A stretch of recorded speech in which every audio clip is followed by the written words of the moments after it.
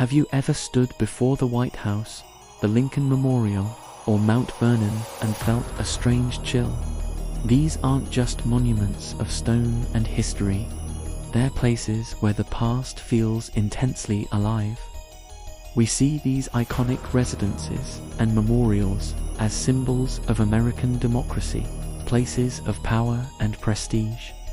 But when the crowds leave and twilight descends, another side emerges, one filled with whispers, shadows, and stories that defy simple explanation. What if I told you that some of the most powerful figures in American history never truly left? Tonight, we're not just looking at historical landmarks. We're peeling back the layers of time to explore the ghostly legends that haunt the halls of power. Join me as we journey into the supernatural side of the American presidency, where history is not just remembered, it's relived. Our first stop is the most famous address in the country, 1600 Pennsylvania Avenue. The White House is more than just the president's home. It's a hotbed of paranormal activity, with a guest list that includes some of its most famous former occupants. The most prominent spectral resident is, without a doubt, Abraham Lincoln. His presence has been reported for over a century. Staff, residents, and even foreign dignitaries have claimed to see his tall, somber figure. First Lady Grace Coolidge was one of the first to publicly speak of seeing Lincoln's ghost, standing and staring out the window of the Oval Office, the very room that was his office during the Civil War. Winston Churchill, during a stay in the Lincoln bedroom, famously encountered the 16th president's spirit while stepping out of a bath. He claimed to see Lincoln standing by the fireplace and, being Churchill, simply said, "Good evening, Mr. President. You seem to have me at a disadvantage." The ghost apparently smiled and vanished. It's said that whenever the nation is in crisis, Lincoln's ghost becomes more active, as if his spirit is still watching over the Union he fought so hard to preserve. But Lincoln isn't the only spirit said to roam these historic halls. The ghost of Abigail Adams, wife of John Adams, has been seen floating through the East Room, where she used to hang her laundry to dry. Staff have reported the faint scent of lavender or wet laundry in the room, even when it's empty. Dolly Madison, wife of James Madison, is another spectral guardian.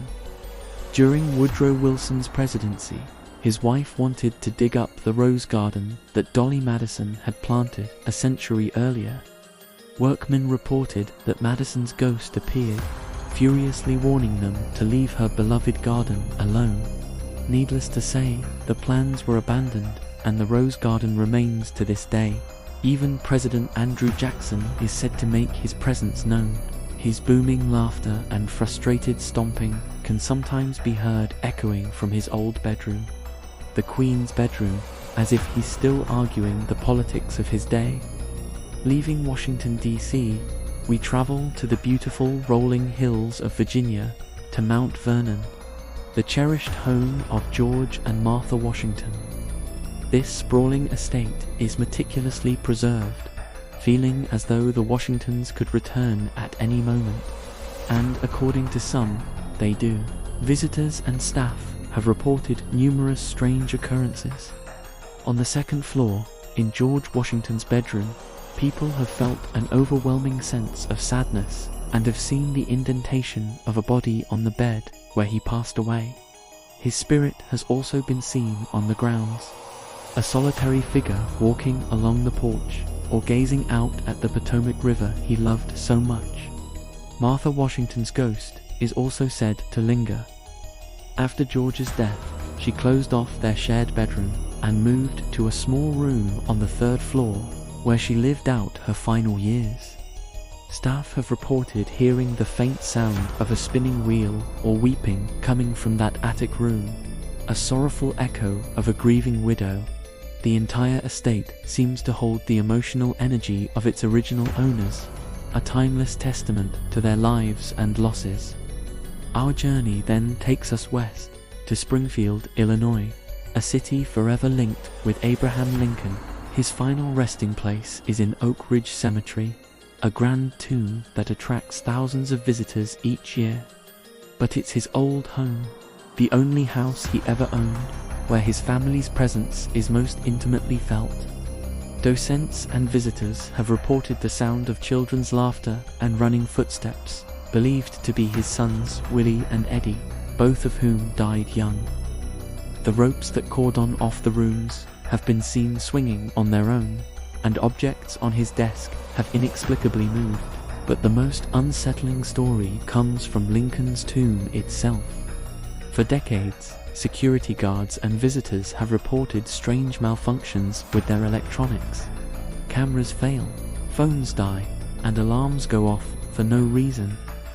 Some paranormal investigators believe it's not Lincoln, but the restless spirits of grave robbers who attempted to steal his body in 1876. Their foiled plot may have tied their spirits to the tomb, forever guarding the man they tried to desecrate. It's a chilling thought that the man who sought peace for a nation finds his own eternal rest disturbed.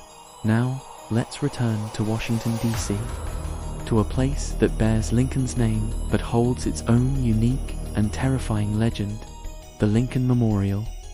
A symbol of unity and freedom, it's one of the most visited sites in the capital.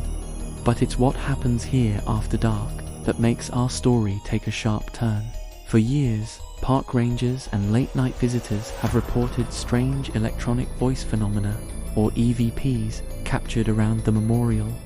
Whispers seem to emanate from the stone itself. But one particular event stands out, something that has become a legend among local paranormal circles. In the late 1990s, a park ranger was doing his final nightly patrol. The memorial was empty, silent, except for the distant city hum. As he approached the chamber containing the massive statue of Lincoln, he heard a sound. It wasn't a whisper. It was a single, clear, guttural sob. The sound was so filled with grief and despair, it made the hair on his arms stand up. It seemed to come from the statue itself. He froze, shining his flashlight around the cavernous room. Nothing. The sound was gone as quickly as it had come. Shaken, he quickly finished his rounds and left. He never spoke of it officially, but the story spread. Was it the echo of a nation's grief? Or was it Lincoln's own spirit, still weeping for the country he gave his life to save? We may never know. That single unexplained sob in the dead of night transforms this monument from a place of reverence into a place of profound and chilling mystery. From the echoing halls of the White House to the somber grounds of Mount Vernon and the haunted tomb of Lincoln, these stories weave a fascinating tapestry. They suggest that the figures who shaped a nation might still be shaping our perception of reality. Are these mere legends, campfire tales passed down through generations, or are they glimpses into a world just beyond our own, where the powerful echoes of history refuse to fade away? Perhaps these presidential haunts are not just memorials to the dead, but residences for spirits who found it impossible to leave their life's work behind. The next time you visit one of these historic sites, pause for a moment. Listen past the noise of the present.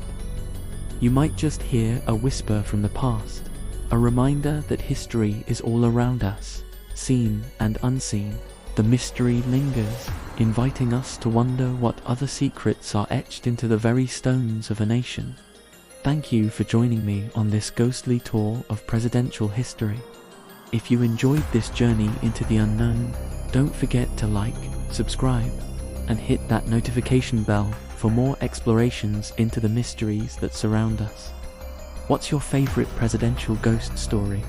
Let me know in the comments below. Stay curious, and see you next time.